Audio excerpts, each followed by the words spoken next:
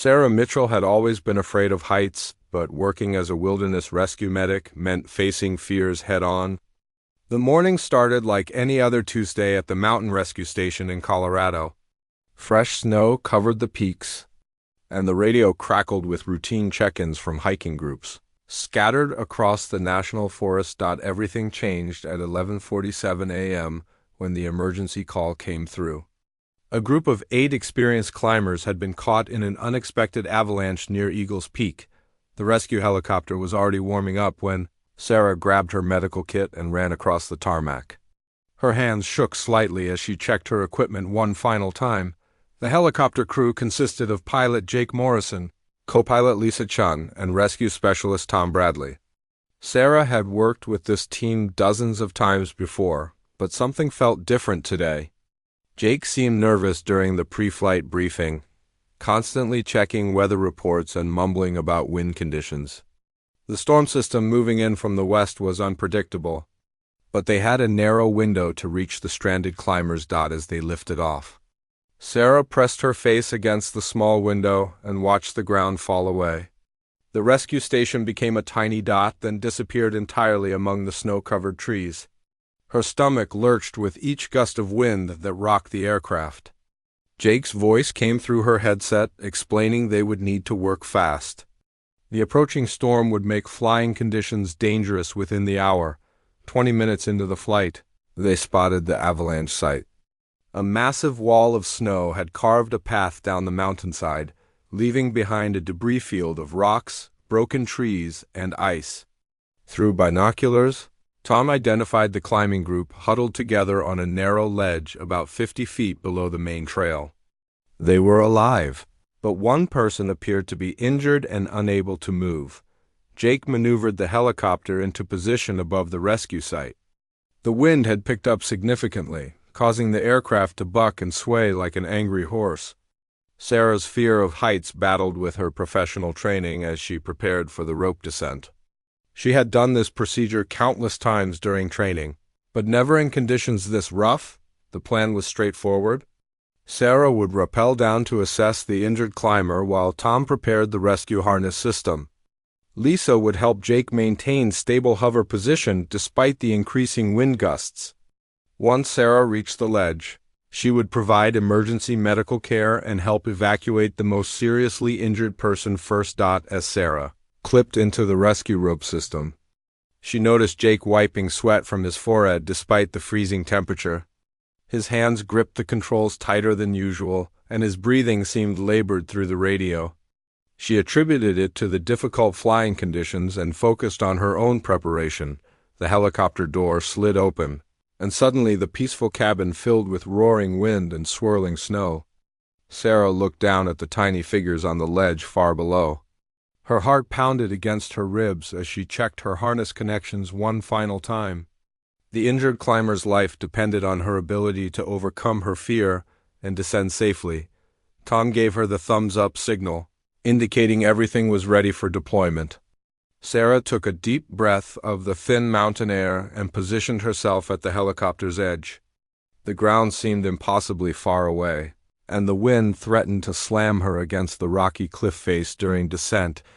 Just as she prepared to step into empty space, Jake's voice came through her headset with an edge of panic she had never heard before.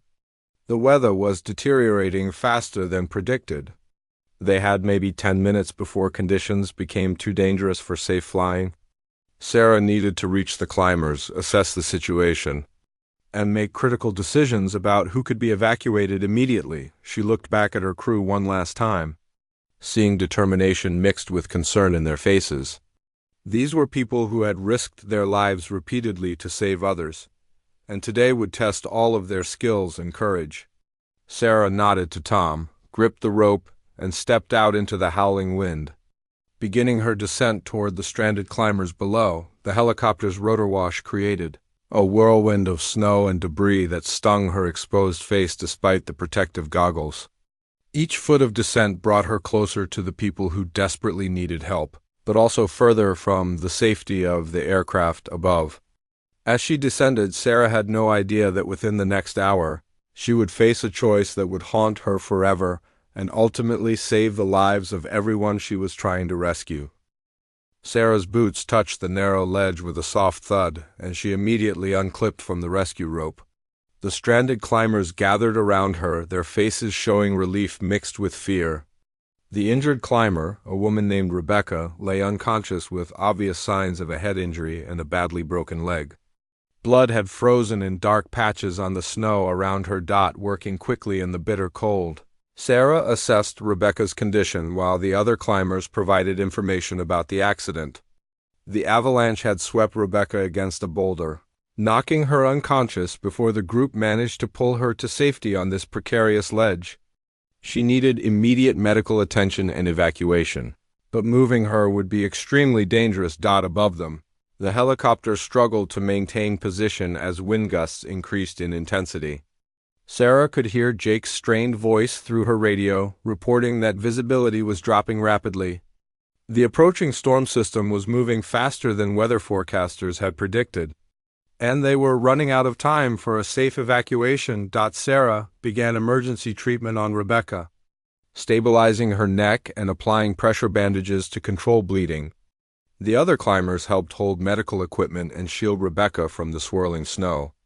Through her radio, Sarah coordinated with Tom about the rescue harness setup, explaining Rebecca's injuries and the special care needed during extraction. As she worked, Sarah noticed something troubling in Jake's radio communications.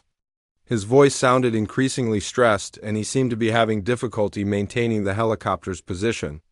The aircraft drifted further from the ledge than normal, requiring constant corrections to stay within rescue range. Lisa's voice occasionally cut in, offering assistance with flight controls. 20 minutes into the medical assessment, Sarah had Rebecca stabilized enough for evacuation.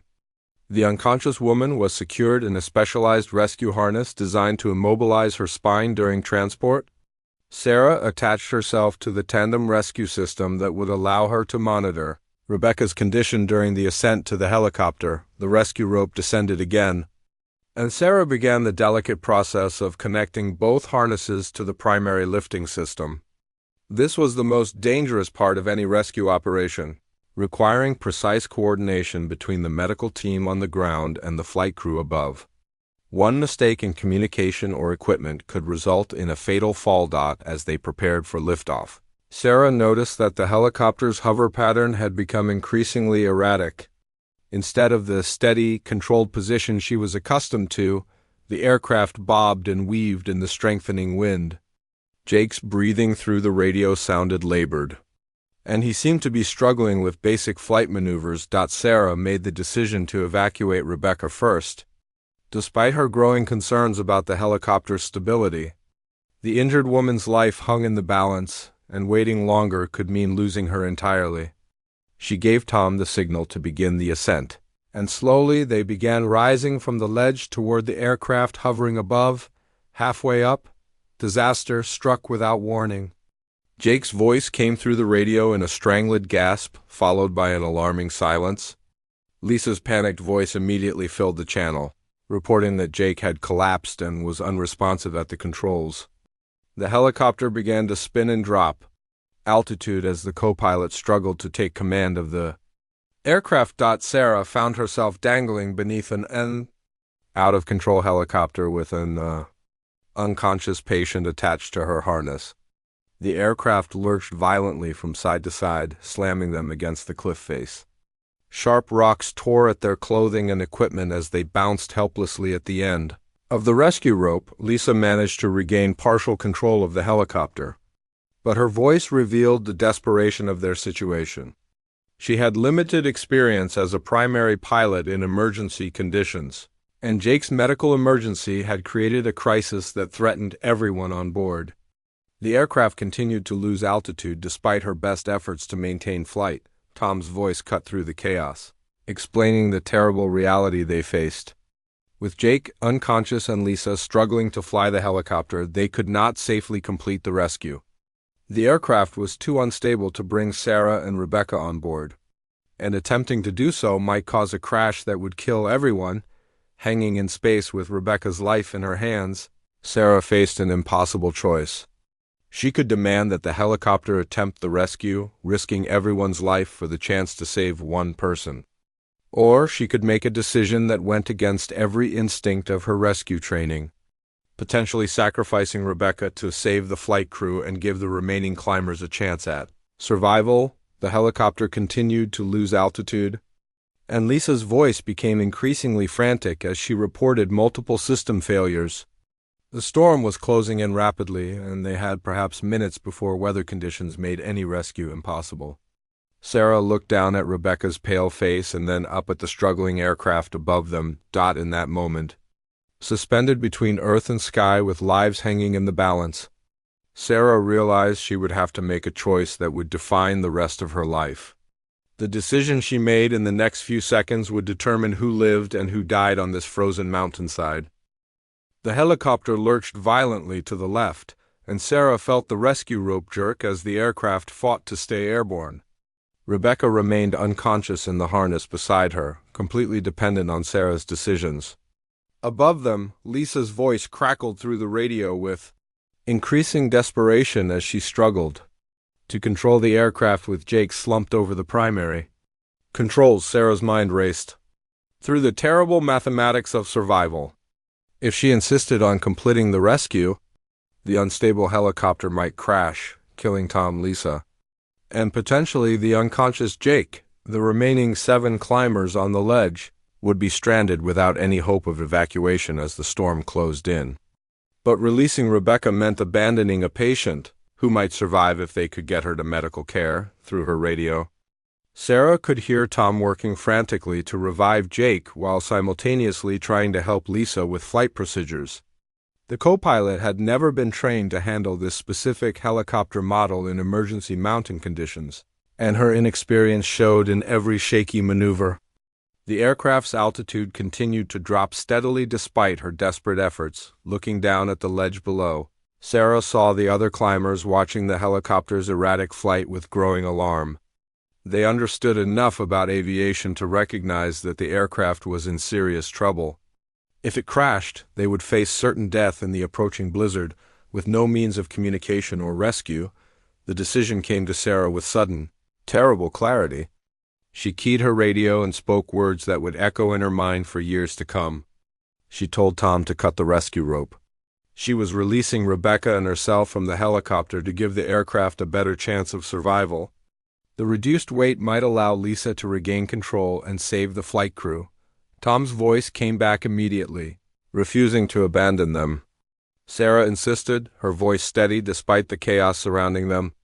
She explained that Rebecca was critically injured and might not survive even with immediate medical care, while the helicopter crew and remaining climbers all had a chance to live if the aircraft could stabilize. As she spoke, Sarah began the process of separating herself from the rescue rope system. Her hands shook as she worked with the quick-release mechanisms, knowing that she was essentially signing her own death warrant. The fall to the ledge would likely kill both her and Rebecca instantly, but it might save 6 other lives. Lisa's voice suddenly cut through the radio chatter with a different tone. She had managed to push Jake away from the controls and was attempting an emergency procedure to stabilize the helicopter. For a moment, the aircraft's wild spinning slowed, and hope flickered that they might regain control without requiring Sarah's sacrifice, but the moment of stability was brief. A powerful wind gust caught the helicopter's tail rotor, sending it into an even more violent spin. This time, the aircraft began dropping toward the cliff face with alarming speed. Lisa screamed through the radio that she was losing control completely and warned everyone to prepare for impact. Sarah realized that cutting the rescue rope now would not save the helicopter. The aircraft was going to crash regardless of what she did, and her sacrifice would be meaningless. Instead, she made a split-second decision that defied all logic and training. She began climbing up the rescue rope toward the out-of-control helicopter, dragging the unconscious Rebecca with her. Her plan was desperate and dangerous. If she could somehow get into the helicopter, she might be able to help Lisa regain control or at least improve their chances of surviving a crash landing. Her rock climbing experience gave her the strength and technique needed to ascend a rope quickly. Even while managing Rebecca's dead weight, the helicopter continued its terrifying descent as Sarah climbed frantically upward. The aircraft's spinning motion made her violently sick, but she forced herself to focus on reaching the passenger compartment. Below them, the remaining climbers scattered as they realized the helicopter might crash directly onto their ledge. Tom appeared at the helicopter's open door, reaching down to help pull them inside. His face showed a mixture of relief and terror as he saw Sarah's desperate ascent. But just as she reached for his outstretched hand, another massive wind gust hit the aircraft, sending it careening sideways toward the rocky cliff face. Sarah found herself pressed against the cold stone of the mountain, pinned between the helicopter's landing skid and the cliff wall. The metal groaned and sparked as it scraped against the rocks, and she realized that the aircraft was about to slam into the mountain with devastating force. In seconds, they would all be dead unless something changed dramatically. Through the chaos and noise, Sarah heard Lisa shouting over the radio about a possible emergency landing site. About 200 yards down the valley, there was a small clearing that might be large enough for a controlled crash, but reaching it would require the helicopter to break free from the cliff face and make a controlled descent through the worst flying conditions any of them had ever experienced. Sarah pushed against the cliff face with her feet, using her body as leverage to help separate the helicopter from the rocky wall. The metal landing skid scraped and sparked against the stone as she fought to create enough space for the aircraft to break free. Tom grabbed her jacket and pulled with all his strength, finally hauling both Sarah and the unconscious Rebecca into the helicopter's passenger compartment. Inside the aircraft, chaos reigned. Jake remained slumped over the controls, breathing but completely unresponsive. His medical emergency had triggered at the worst possible moment, leaving Lisa to handle flight operations she had never been trained for. The co-pilot's hands shook on the controls as she tried to remember emergency procedures while fighting against powerful wind gusts. Sarah quickly assessed the situation while securing Rebecca in a passenger seat. She had basic flight training from her years in rescue work, enough to understand the instruments and assist with emergency procedures. Moving carefully through the violently rocking cabin, she made her way to the cockpit to help Lisa regain control of the aircraft. The first priority was getting Jake away from the primary controls. Tom helped Sarah move the unconscious pilot to a passenger seat while Lisa continued fighting to keep the helicopter airborne. Without Jake's weight pressing against the control stick, the aircraft became slightly more responsive, but they were still losing altitude rapidly toward the jagged rocks below. Sarah strapped herself into the co-pilot's seat and began assisting Lisa with the emergency checklist. Her hands moved over unfamiliar switches and instruments while Lisa called out procedures from memory. The helicopter's engines were running properly, but the combination of severe weather and pilot inexperience had created a dangerous situation that required split-second decisions. Through the cockpit windows, they could see the small clearing Lisa had identified as a possible emergency landing site. It was rough terrain covered with snow and scattered boulders, but it offered their only chance of survival. Reaching it would require flying through a narrow valley while maintaining control in winds that were already beyond safe flying limits.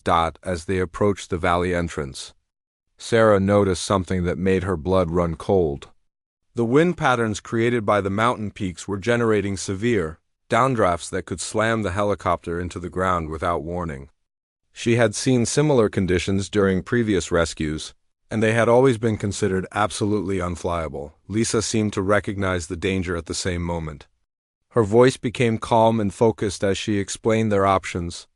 They could attempt to fly through the valley and possibly crash in the downdrafts, or they could try to gain altitude and fly over the peaks, risking structural failure from the extreme wind conditions at higher elevation. Sarah made the decision that probably saved all their lives. She suggested a third option that combined her knowledge of mountain weather patterns with Lisa's flying skills. Instead of fighting against the wind, they would use the mountain's natural air currents to help control their descent, essentially surfing the downdrafts toward the landing site. The technique was extremely dangerous and required precise timing and coordination between both pilots. Sarah would monitor the aircraft's position and altitude while Lisa focused on maintaining control during the controlled descent. Tom would manage communications and prepare the cabin for a hard landing. That might seriously injure anyone not properly secured. They began the descent into the valley, with the helicopter bucking like an untamed horse. Sarah called out altitude readings and wind direction changes, while Lisa made constant adjustments to keep them on course. The aircraft dropped much faster than normal, but they were making progress toward the clearing without losing complete control. Halfway through the valley, they encountered the most severe downdraft yet. The helicopter suddenly dropped 50 feet in seconds, and Sarah felt her stomach lurch into her throat. Lisa fought desperately to regain altitude, but the downdraft was too powerful. They were being forced down toward a field of jagged boulders that would destroy the aircraft on impact. In that critical moment, Sarah remembered something from her mountain climbing experience. Air currents near cliff faces often created updrafts that could lift objects unexpectedly. She guided Lisa toward a rocky outcropping on the valley wall, hoping to catch an updraft that might save them from the devastating downdraft. The gamble worked perfectly. As they approached the cliff face, the helicopter suddenly lurched upward as rising air currents caught the rotor blades. Lisa used the unexpected lift to regain control and steer them back toward the center of the valley. They had gained precious altitude and momentum that carried them closer to the emergency landing site, but their success was temporary. The storm was intensifying rapidly and visibility had dropped to almost zero. Snow whipped horizontally across the cockpit windows, making it nearly impossible to see the landing site they desperately needed to reach. Lisa admitted that she was flying almost blind, relying on instruments and Sarah's guidance to avoid crashing into the valley walls. Sarah realized that their survival now depended on her ability to navigate using landmarks she could barely see through the blizzard. Every decision in the next few minutes would determine whether they lived or died in this frozen wilderness. The helicopter continued its terrifying descent through conditions that would have challenged even the most experienced pilots. Through the swirling snow, Sarah caught glimpses of familiar landmarks that helped her guide Lisa toward the emergency landing site. A distinctive rock formation shaped like a broken tooth marked the entrance to the clearing, and she called out course corrections to keep them on track. The helicopter responded sluggishly to Lisa's controls, fighting against wind gusts that seemed determined to dash them against the valley walls. As they descended through the blizzard, Sarah heard Jake stirring in the passenger compartment behind them. Tom reported that the pilot was regaining consciousness but seemed confused and disoriented. Whatever medical emergency had struck him was passing, but he remained too weak to resume flight duties. Lisa would have to complete the landing on her own with Sarah's assistance. The clearing appeared suddenly through a break in the snow, a small patch of relatively flat ground surrounded by towering pine trees and scattered boulders. It was much smaller than it had appeared from altitude, barely large enough for a helicopter landing under ideal conditions. In the current weather, with an inexperienced pilot at the controls, attempting to land there seemed almost suicidal. Lisa's voice remained steady as she began the approach, but Sarah could see the tension in her white-knuckled grip on the controls. The helicopter bucked and swayed in the turbulent air, making precise maneuvering nearly impossible. Snow whipped across the windscreen faster than the wipers could clear it, creating moments of complete blindness during the most critical phase of flight. Sarah called out altitude and distance readings while watching for obstacles that could destroy the helicopter during landing. A large boulder sat directly in their intended landing zone, invisible until they were almost on top of it. She shouted a warning, and Lisa pulled up sharply, sending them back into the air to circle around for another approach. The second attempt brought them closer to the ground, but a sudden wind gust caught the tail rotor and sent the helicopter spinning sideways. Lisa fought to regain control while Sarah braced for impact, certain they were about to crash. At the last moment, the wind shifted again, allowing Lisa to straighten their approach and continue the descent. On the third attempt, everything came together. Lisa managed to bring the helicopter down in a controlled descent despite the howling wind and near-zero visibility. The landing was hard and jarring, bouncing everyone in their seats, but the aircraft remained upright and intact. They had survived the most dangerous flight of their careers. Sarah immediately turned her attention to Jake, who was now conscious but clearly suffering from what appeared to be a severe anxiety attack or possibly a heart episode. His breathing was rapid and shallow, and he seemed confused about their location and situation. She administered oxygen and began monitoring his vital signs while Tom secured the aircraft. Rebecca remained unconscious but stable. Her injuries serious but not immediately life-threatening if they could get her proper medical care. The problem was that they were now stranded in a remote mountain valley with a blizzard raging around them.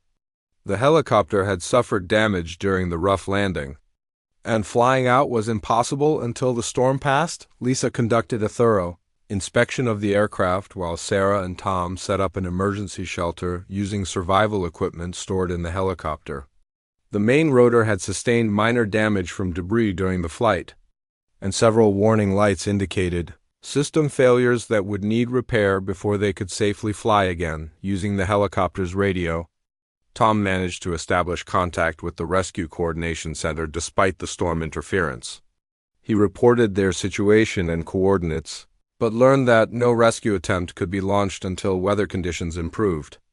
They were on their own for at least the next 12 to 18 hours. Sarah realized that their ordeal was far from over. Jake needed medical attention that she could provide only with limited supplies. Rebecca required surgery that was impossible in their current situation. The 7 climbers stranded on the mountainside were still in desperate need of rescue, and the approaching night would bring temperatures that could prove fatal. The helicopter crew had survived the crash landing, but they now faced a different kind of challenge. They needed to keep Jake and Rebecca alive through a mountain blizzard, while figuring out how to repair their aircraft enough to complete the original rescue mission. The storm showed no signs of weakening, and their survival supplies were limited. As darkness fell over the valley, Sarah helped set up sleeping bags and emergency heating equipment inside the damaged helicopter. The aircraft would provide some protection from the wind, but temperatures were dropping rapidly. She calculated their food and water supplies, realizing they had enough to last perhaps 2 days if carefully rationed. Tom worked on the radio, trying to maintain contact with rescue headquarters and provide updates on their condition.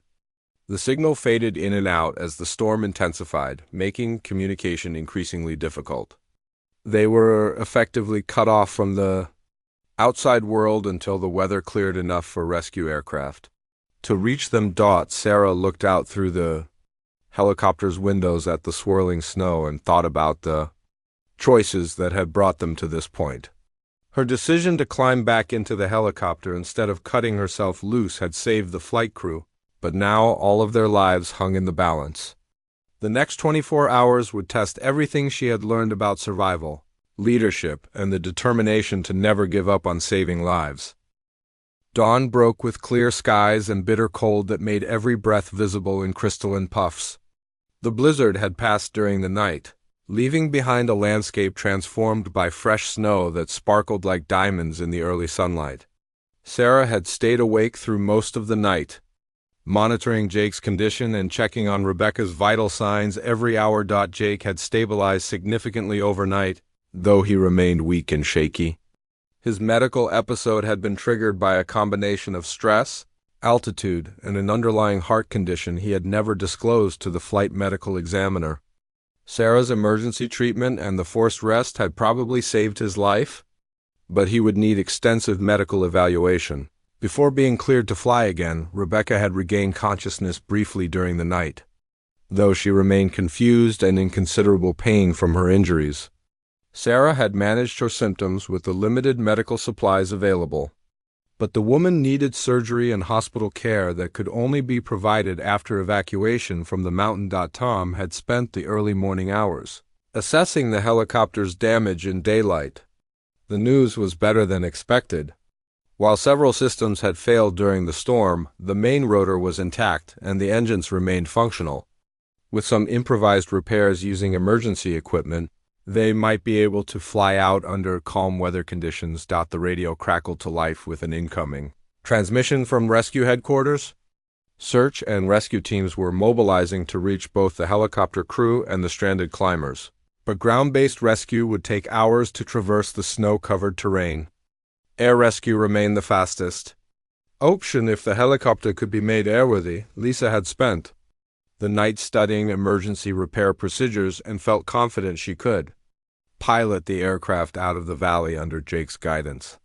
The experienced pilot was too weak to handle primary flight controls, but his knowledge and experience could help navigate the challenging mountain terrain safely. Sarah made the decision that would complete their rescue mission. Instead of waiting for outside help, they would attempt to repair the helicopter enough to return to the mountain ledge where the climbers remained stranded.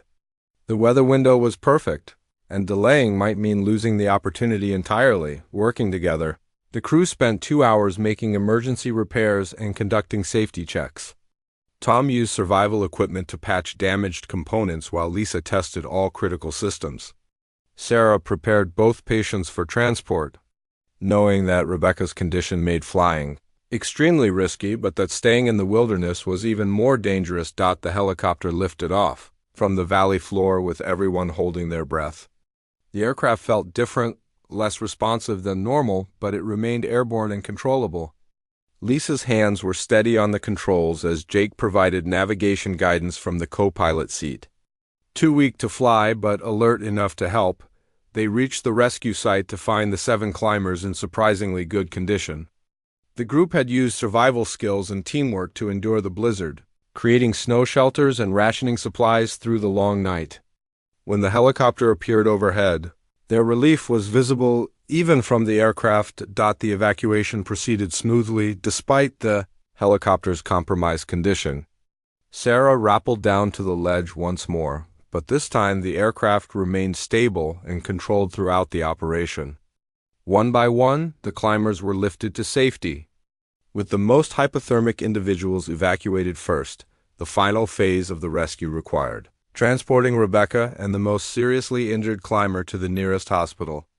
Lisa pushed the damaged helicopter to its limits, flying a direct route that saved precious time. Every minute counted for patients who had endured traumatic injuries and exposure to extreme cold. They reached the hospital. Helicopter pad as Rebecca's condition began to deteriorate. Medical teams rushed both patients into emergency surgery while Sarah finally allowed herself to feel the exhaustion and emotional weight of the previous 24 hours. She had made decisions that could have cost lives, but her willingness to risk everything had ultimately saved everyone. In the weeks that followed, the rescue became legendary among mountain rescue teams. Jake recovered fully after heart surgery and returned to flying with a clean bill of health and newfound respect for his own limitations. Lisa was promoted to senior pilot and credited with exceptional skill under impossible conditions. Rebecca survived multiple surgeries and made a complete recovery, eventually returning to climbing with a profound appreciation for the people who risked their lives to save her. The other climbers remained grateful for the rescue that brought them safely home to their families. Sarah received recognition for her heroic actions, but she preferred to focus on the lessons learned rather than the accolades.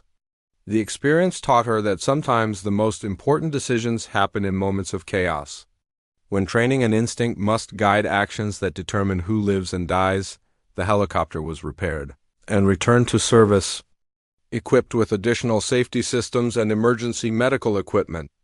The rescue station updated their protocols based on lessons learned from the incident, ensuring that future crews would be better prepared for similar emergencies. Years later, Sarah continued working in wilderness rescue, carrying with her the knowledge that courage often means making impossible choices with incomplete information. Her willingness to climb back into a failing helicopter instead of cutting herself loose had saved not just the flight crew, but ultimately everyone involved in the rescue mission. The decision to push forward instead of giving up had turned potential tragedy into a story of survival and heroism that inspired rescue workers throughout the region.